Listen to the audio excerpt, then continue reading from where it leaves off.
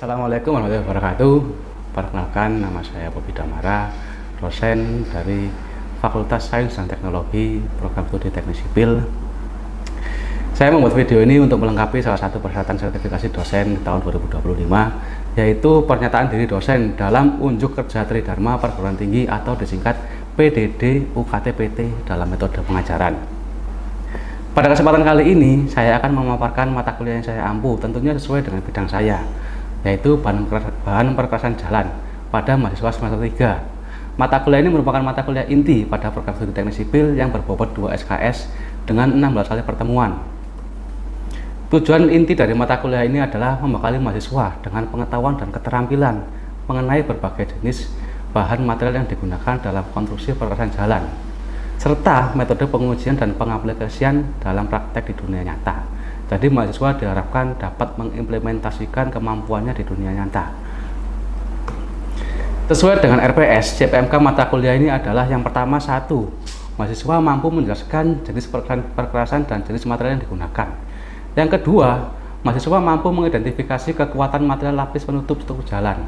Yang ketiga, mahasiswa memahami dan mampu menjelaskan tentang karakteristik aspal dan pengujian sifat fisik aspal. Yang keempat, mahasiswa mampu membuat dopmik formula aspal, yaitu campuran dari aspal. Dan untuk CPL Prodi, capaian pembelajaran program studi yang dibebankan pada mata kuliah ini ada 5. Yang pertama, 1. Menunjukkan sikap bertanggung jawab dan etis dalam menjalankan pekerjaan teknik sipil, khususnya dalam pemilihan dan penggunaan bahan konstruksi jalan yang ramah lingkungan dan berkelanjutan. Yang kedua, menguasai konsep teoritis mengenai jenis, sifat, dan karakteristik bahan.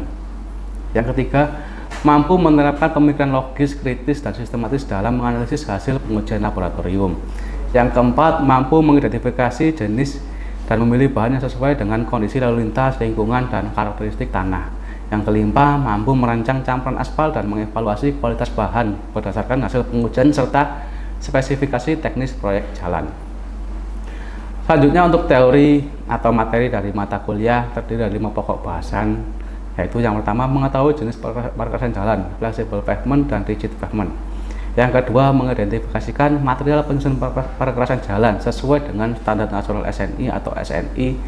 Yang ketiga, karakteristik aspal sesuai kebutuhan jenis jalan raya. Yang keempat, desain campuran aspal panas atau dopmik formula. Dan untuk penilaian mata kuliah saya ini, saya bagi menjadi 5 komponen, yang masing-masing pertama, kehadiran dengan 20%, tugas 30%, kuis 20%, UTS 15%, dan UAS 15%, dengan total bobot semuanya 100%. Untuk metode pembelajaran mata kuliah, di sini saya menerapkan 3 metode pembelajaran.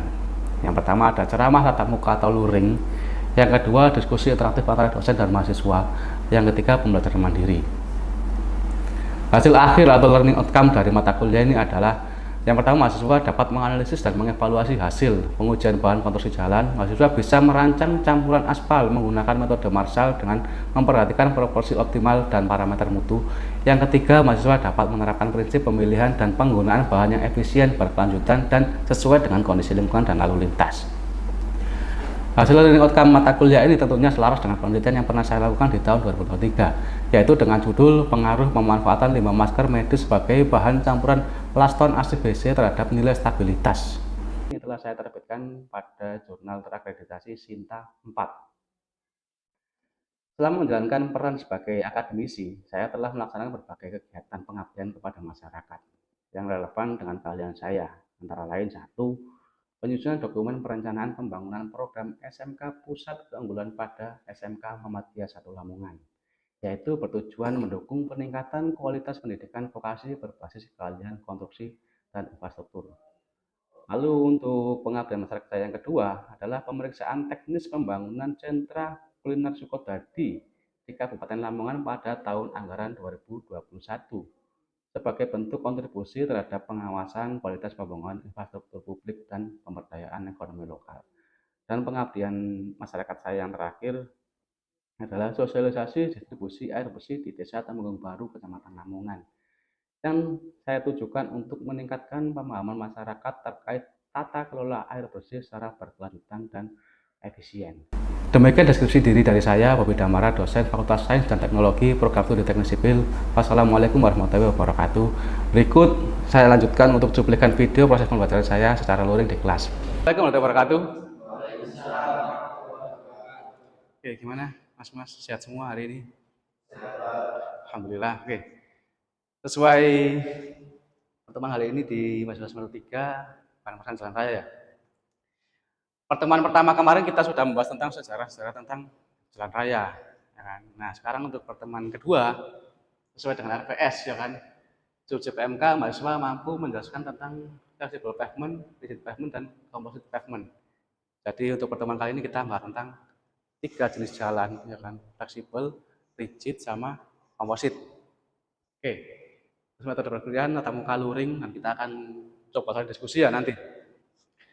Penilaian kemampuan mahasiswa menjelaskan materi dan kemampuan mahasiswa menjawab pertanyaan. Jadi nanti kita akan ada sesi tanya jawab. Terus bobot penilaian dari mata kuliah hari ini, ya kan, 5%. Kontrak kuliah kita nggak berubah sesuai dengan pertemuan awal kemarin, ya kan. Nah, di slide selanjutnya ini ada bagaimana cara membuat jalan yang benar. Apa saja tahapannya? Ada yang tahu? Gimana? Apa, Mas? Diberi agregat, urukan, terus dikasih beton atau aspal. Oke. Jadi sebenarnya jawabannya hampir tepat, ya kan? Tapi ada yang lebih tepat lagi. Lebih tepatnya bagaimana, Pak? Sebenarnya kalau kita bicara tentang jalan, itu enggak cuma ada beton, ada aspal, tapi nanti ada LPB, ya kan? LPB itu apa? Lapis pondasi bawah. Terus ada LPA, lapis pondasi atas, baru nah yang atas ini lapis penutup. Lapis penutup ini bisa beton atau aspal. Jadi ada LPB, LPA, lapis penutup. Jadi tahapannya harus ada 3 tahapan itu. Lapis pondasi bawah, lapis pondasi atas, baru lapis penutup. Nah, lapis pondasi bawah itu menggunakan apa, Pak? Biasanya bisa menggunakan sirtu, ya kan? Sirtu itu apa? Kalian C. Atau bisa menggunakan agregat kelas B, itu boleh. Terus LPA itu wajib menggunakan agregat kelas A, jadi agregat yang bagus. Nah, agregat ini dibedakan dalam ukuran. Jadi ukuran LPB sama LPA itu beda. Terus baru kita bicara tentang lapis atas. Lapis atas bisa menggunakan fleksibel atau rigid, aspal atau beton. Nah, gambarnya seperti ini. Ya. Ada material perkerasan jalan. Ada subgrade, subbase cost, sama surface. Nah, subgrade itu berarti bawahnya LP berarti tanah asli. Ya kan? Nah, lanjut lagi. Nah, ini ada gambar step by step, ya kan? Jadi untuk membuat jalan itu nggak instan. Nggak langsung dicor ya Pak, dikasih beton aja Pak, dikasih aspal aja Pak. Nggak gitu. Tapi kita harus melihat dari lokasi yang mau dibangun, perencanaannya gimana. Nah, perencanaan jalan ya kan, itu harus melihat LHR, lalu lintas harian, sama SMP-nya, satuan mobil penumpang. Jadi kendaraan yang lewat di sana apa aja. Misal, oh Pak ternyata di sini tuh dominan kendaraan berat, ya kan, MST-nya berat, butuh satuan tonnya berat kendaraannya. Nah itu sama wajib menggunakan beton kalau tonasenya berat. Pak ternyata yang lewat sini tuh kebanyakan sepeda motor. Nah sama juga boleh menggunakan aspal. Jadi sama harus melihat kondisi sekitar terlebih dahulu sebelum merencanakan jalan. Terus gini, kita kembali lagi ke sini tadi ya. Ada tanah asli, LPB, LPA, lapis atas. Nah, tanah asli ini ya kan. Nah, sampean harus survei terlebih dahulu.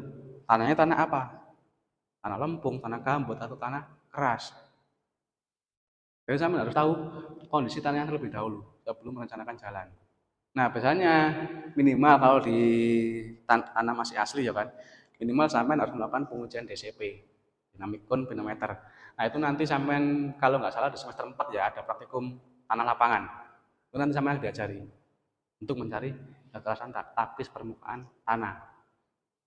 Nah, misal tanah asli sudah ketemu kekerasannya, Pak. Nah, terus ada LPB, lapis pondasi bawah. Lapis pondasi bawah ini wajib di senkun. LPA juga sama, wajib di senkun untuk mengetahui kepadatan tanah yang diuruk, ya kan. Nah, setelah senkun selesai, Pak, sudah apa belum? Belum. Jadi sama harus melewati uji CBR. Bisa CBR lapangan, bisa CBR lab. Jadi untuk mengetahui kualitas dari material yang digunakan untuk lapis pondasi, baik pun itu bawah atau atas. Terus baru kita bicara tentang lapis penutup beton atau aspalnya. Oke, ini labor assisting atau lokasi, ya kan. Nah, jadi kenapa kok SMP, LHR sama lokasi ini perlu sama ketahui terlebih dahulu, ya kan, untuk menentukan jenis jalan. SMP itu apa? Satu, mobil penumpang. Berarti kita harus mengetahui jenis kendaraan yang lewat, ya kan? Yang lewat di situ apa saja. Yang kedua ada LHR, lalu lintas hariannya. Jumlahnya berapa? Oh Pak, ternyata yang lewat itu kebanyakan mobil kendaraan roda 4. Oh Pak, ternyata yang lewat kebanyakan itu sepeda motor. Nah, kita harus mengetahui jumlah yang lewat perhariannya itu berapa. Baru di lokasi. Nah, ketiga ini ya kan. Nah, itu untuk menentukan apa ya? Beban yang diterima oleh jalan nantinya. Jadi makanya harus diketahui jenis kendaraan yang lewat, terus jumlahnya berapa. Baru kita bisa menentukan jenis jalan. Oke, sampai sini gimana? Ada yang mau ditanyakan? Pak, saya mau bertanya. Ya, apa Mas? Jalan itu kan ada beberapa jenisnya. Ada yang klasik, fleksibel pavement, composite pavement. Dari ketiga jenis jalan tersebut, apa kelebihan dan kekurangannya dari masing-masing jenis? Oke, kelebihan dan kekurangan ya. Kalau kita bicara kelebihan ya kan, kelebihan terlebih dahulu ya. Kalau rigid pavement ya kan, dia kan beton. Kelebihannya dia pasti kuat. Dan dia ada berbagai mutu. Nah, untuk mutu jalan beton ya kan, itu biasanya minimal di K350 atau K400. Jadi mutu tinggi. Jadi harus dibedakan loh ya, beton untuk jalan dan beton untuk struktur gedung atau bangunan rumah. Itu beda. Kalau beton untuk jalan biasanya minimal, seminimal-minimalnya itu K350. Nah, pemilihan mutu pun ya kan, itu harus tergantung jenis jalannya. Entah itu jalan arteri, jalan lokal atau jalan primer, harus sesuai dengan kebutuhan jalan. Itu untuk kelebihan beton ya kan, dia pasti lebih kuat. Nah, kekurangannya apa Pak kalau beton Pak? Nah, beton kekurangannya dia pasti proses yang pertama proses pembuatannya lama, nggak bisa instan. Sampai harus nunggu 27 hari terlebih dahulu untuk sampai beton benar-benar kering sempurna. Terus perawatan beton itu susah. Ketika dia ada crack ya kan, dia harus di cutting, harus membuang satu bagian. Makanya kalau sampai pernah lihat jalan beton ya kan, nah kalau ini jalan ya kan, dia pasti ada dilatasi ini kan. Nah, dilatasi ini ya biasanya diisi cairan aspal. Ini cairan aspal gitu kan. Nah, tujuannya apa? Ketika anggaplah di sini ada crack ya kan, ini crack. Nah, ini harus di cutting tanpa merusak yang kiri kanan. Itu tujuannya dilatasi. Itulah kekurangan dari beton. Ketika dia ada crack, biaya perawatannya mahal. Nah, sekarang kita bicara tentang flexible pavement. Kelebihannya apa? Flexible pavement?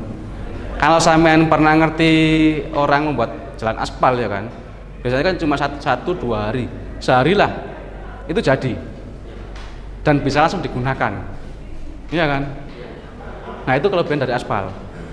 Untuk proses pembuatannya cepat, tapi untuk kekurangan dari jalan aspal ya kan, untuk mutunya dia bisa sangat kuat kalau lapis pondasi bawah dan atasnya mendukung, jadi tidak ada penurunan. Makanya itu untuk LPB, LPA itu wajib ada uji CBR terlebih dahulu, CBR lapangan, bukan CBR lab ya, CBR lapangan. Itu wajib.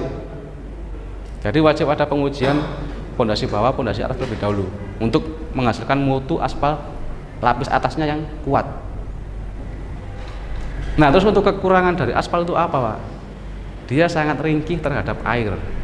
Apalagi di musim hujan, ketika terendam air terus terkena panas, dia pasti gampang meleot, ya kan, atau terjadi cekungan. Makanya dinamakan flexible pavement karena dia lentur. Terus kalau komposit apa Pak? Gimana Pak? Kelebihan kekurangannya? Nah, kalau komposit adalah salah satu solusi ya kan, dimana kalau jalan tersebut sangat sering rusak, itu dikasih komposit. Karena komposit adalah penggabungan dari beton dan aspal. Kelebihannya dia sangat kuat dan sangat bagus ya kan. Nah, kalau menurut saya pribadi ya, lebih bagus mana Pak? Jalan aspal dan beton. Saya lebih memilih aspal. Kenapa kok aspal? Kok nggak beton? Beton kan kuat Pak. Kalau kita bicara tentang jalan, kita juga bicara tentang kenyamanan. Yang paling simpelnya ya, aspal kan berwarna hitam, ya kan? Kalau beton kan bisa berwarna abu-abu gitu kan. Nah, kalau sampean berkendara malam hari, aspal sangat nyaman karena dia tidak memantulkan cahaya. Kalau jalan beton, dia memantulkan cahaya dan beton itu licin. Kalau aspal kasar. Makanya kalau kita mau merencanakan jalan, itu harus dilihat kondisi sekitar dan kebutuhannya.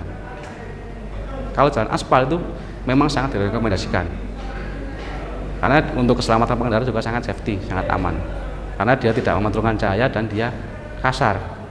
Jadi untuk roda kendaraan itu bisa mencengkeram dengan sempurna. Kalau beton itu licin. Biarpun dia sudah dikasih garis-garis, biasanya ada garis-garisnya kan, itu masih sangat licin.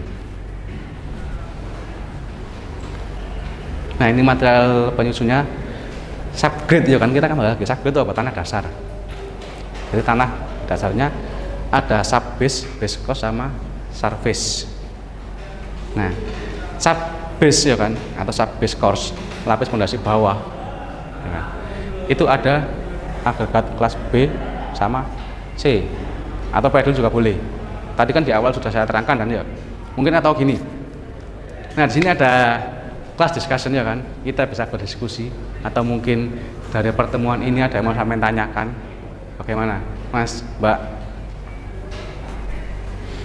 Ya, apa? Cara menentukan jenis perkerasan jalannya itu bagaimana? Apa mengetahui dari sekarangnya atau seperti apa?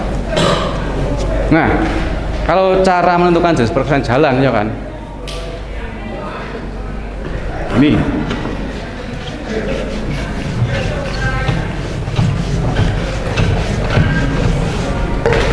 Nah, sebenarnya mata kuliah bahan perkerasan jalan raya ini itu nyambung sama nanti ada apa ya, sistem manajemen transport. Terus ada praktikum di lab. Mereka semua itu saling berkaitan. Dari cara menentukan jenis perkerasan jalan, yang pertama sama harus mengetahui jenis jalan.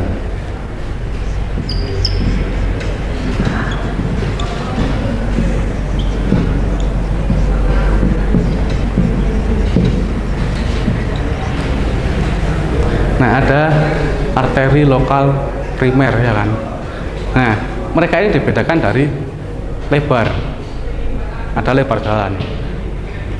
Nah, lokal ini yang paling kecil. Nah, lokal itu kayak jalan di dalam kota, itu lokal. Kalau primer itu jalan yang di jalan raya. Kalau arteri ini bisa masuk ke tol. Nah, biasanya lokal itu cuma 7 meter. Kalau yang primer itu 12 sampai 14. Kalau yang arteri itu yang lebih lebar. Nah, cara menentukan jenis perkerasan jalannya, Pak, beton apa aspal? Sama yang saya jelaskan di awal tadi, ada ESA ya kan, equivalent standard Excel.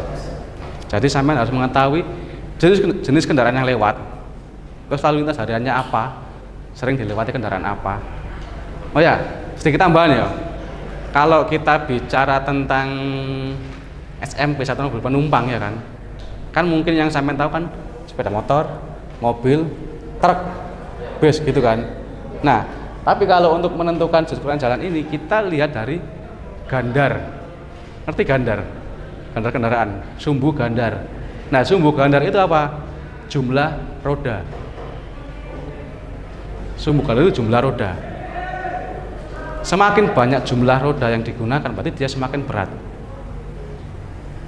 Nah, dari situ kita bisa menentukan jenis perkerasan jalan. Jadi kita lihat LHR-nya, lalu lintas hariannya, rata-ratanya berapa yang lewat, baru kita bisa menentukan beban di atasnya.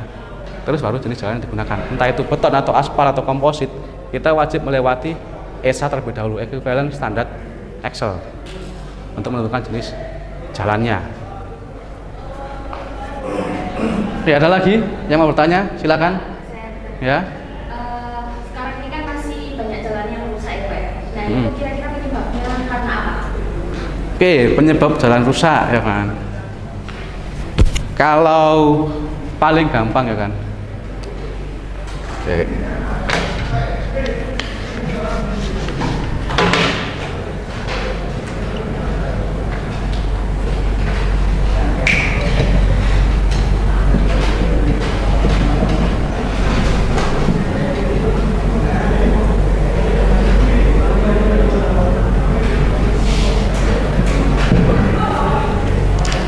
Nah, jalan rusak, retak dan odol.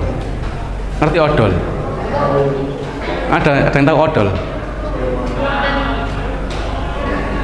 Odol itu over dimension ya kan, sama overload. Nah, over dimension apa berarti? Jadi kendaraannya terlalu overloading ya kan. Berarti ada kendaraan yang membawa muatan terlalu berat. Nah, itu yang biasanya gini, jalan rusak, kontraktor sing elek, mutunya dikurangi gitu kan. Enggak, sebenarnya enggak sepenuhnya seperti itu ya kan. Kalau kita bicara sesuai spek teknisnya, spek teknya ya kan, kalau kita sudah merencanakan dengan matang, insya Allah nggak akan rusak ya kan. Tapi biasanya dari pengguna jalannya yang agak nakal, karena dia menggunakan kendaraan yang odol, over dimension, overloading ya kan. Nah, itu bisa menyebabkan rusak. Biasanya kalau di aspal dia langsung, kalau sampean pernah lewat jalan raya kan, biasanya kan ngebentuk dua cekungan gitu kan, kendaraan truk gitu kan. Nah, itu termasuk yang odol. Itu salah satunya ya kan, odol. Terus biasanya juga kenapa jalan itu rusak? Kurang diperhatikan pondasi bawah dan pondasi atas dan tanah dasarnya. Nah, makanya tadi di awal kan saya bilang, untuk merencanakan jalan wajib melalui pengujian CBR. Nah, pengujian CBR terus, oh gini Pak, ini sudah di CBR, sudah dikasih material yang paling bagus, ternyata kok masih rusak Pak. Nah, itu kita perlu lihat kondisi sekitar. Kalau lokasi di depan kampus kita ya kan, itu kan ada sungai. Nah, itu kan di tahun kemarin ya kan ada pembangunan, itu kan dikasih mini pile. Jadi dikasih perbaikan tanahnya dulu. Jadi tanahnya diperbaiki terlebih dahulu, baru dibangun jalannya. Nah, kualitas jalan yang bagus itu tergantung dari bawahnya, dari kondisi tanah bawah, dari pondasi bawahnya bagaimana. Oke, sampai sini gimana, Mas, Mbak? Ada yang tanyakan lagi? Apa? Kerasan ini kan ada dua, beton sama aspal. Ya. Kalau beton kan udah jelas ada mutunya, apakah aspal juga mempunyai? Nah, mutu aspal ya kan? Aspal juga memiliki mutu. Nah, Mbak. Nah, mutunya gini. Kalau sampean baca pedoman Bina Marga ya kan, pedoman teknisnya, itu ada aspal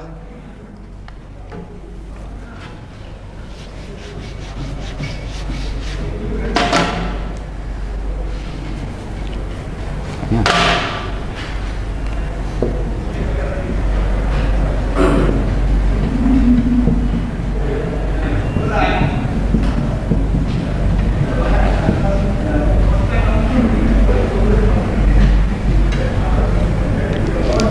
Nah, biasanya ada ACBC, ACWC sama HRS. Nah, ini nanti juga dibagi ke beberapa mutu lagi.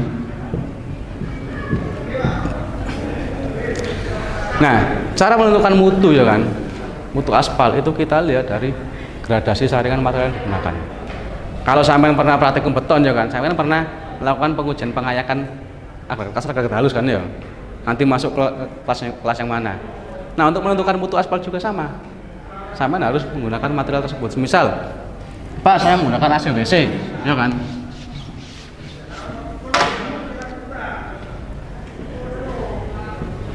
Nah, ini harus ada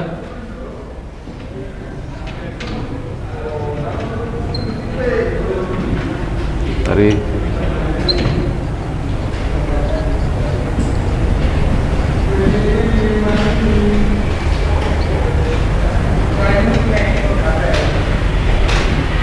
Nah, sampean harus buat tabel seperti ini dulu. Jadi ada tabel ayakannya. Nah, nanti sampean bisa lihat di pedoman teknis Bina Marga. Nah, nanti ini ada, oh ternyata yang ayakan 200 itu harus berapa persen gitu. Ini berapa persen, ini berapa persen, ini berapa persen. Jadi ada standarnya untuk menentukan jenisnya. Jadi harus lihat pedoman terlebih dahulu. Kalau beton kan gampang, mudah kan, ada dari K100 sampai K500 sampai dan seterusnya gitu kan. Kalau aspal sampean harus mengikuti spek teknya dari ayakan. Terus jenis aspalnya itu ada aspal penetrasi 70, 90, ada yang 90, 100. Jadi gitu. Jadi ada penggunaan mutu di material nantinya. Oke, sampai sini gimana, Mas, Mbak? Oh ya, sedikit mengingat sedikit flashback ya. Saya di tahun 2023 saya juga pernah melakukan penelitian tentang aspal. Apa itu, Pak?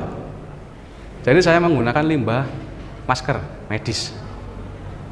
2023 berarti pasca Covid ya kan? Pasca Covid. Nah, jadi saya memanfaatkan limbah B3. Masker termasuk limbah B3 apa enggak? Kalau bekasnya orang pasien Covid pasti B3 ya kan, berbahaya. Berbahaya, beracun, berbau. Nah, saya gunakan masker tersebut sebagai penelitian saya.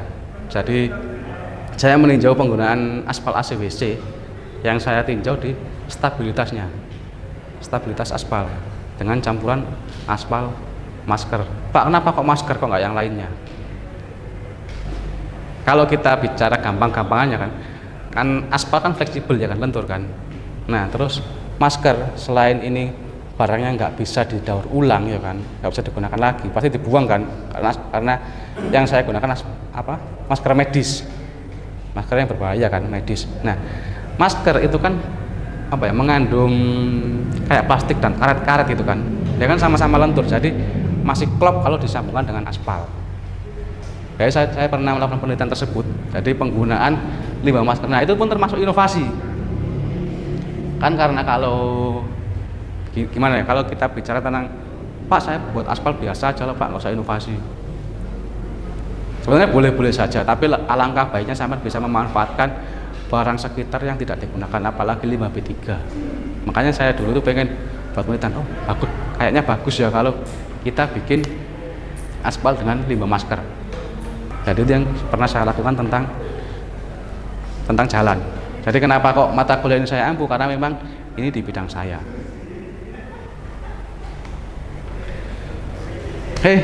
Untuk pertemuan selanjutnya kita bisa membahas tentang karakteristik aspal dan jenis karakteristik aspal untuk next session. Sampai sini gimana, Mas, Mbak? Ada yang mau tanyakan lagi? Enggak cukup. Nah, jadi gini, untuk pertemuan kali ini barangkali ya kan ada Masnya, Mbaknya yang takut bertanya, Pak saya malu Pak. Sampean bisa WA saya, sampean bisa kita bisa diskusi di grup WA, boleh. Jadi nggak ada kata terlambat kalau sampean ingin bertanya, monggo silakan ya kan. Kalau nggak ada yang tanyakan lagi, saya akhiri. Assalamualaikum warahmatullahi wabarakatuh.